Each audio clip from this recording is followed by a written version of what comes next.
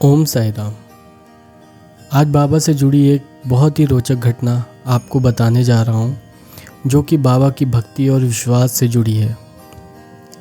कहानी एक छोटे से गांव के एक गरीब परिवार की है, जिनका नाम गोपाल था।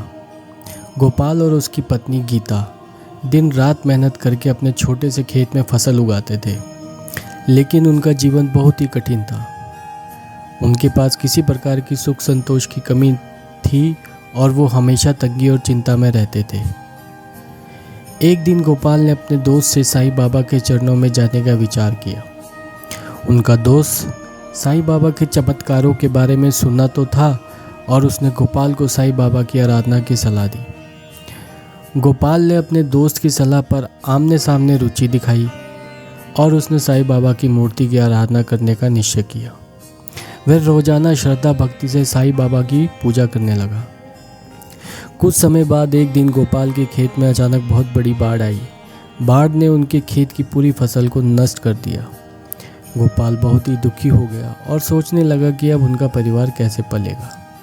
इस समय गोपाल ने साईं बाबा के चरणों में पूरी ईमानदारी से प्रार्थना की और अपनी चिंताओं को बाबा के सामने रख दिया।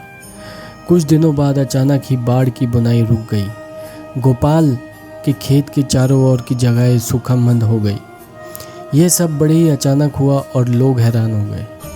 गोपाल के खेत की फसल में एकमात्र बाबा की मूर्ति के सामने ही फसल रही और उसने गोपाल के लिए एक अद्भुत चमत्कार किया।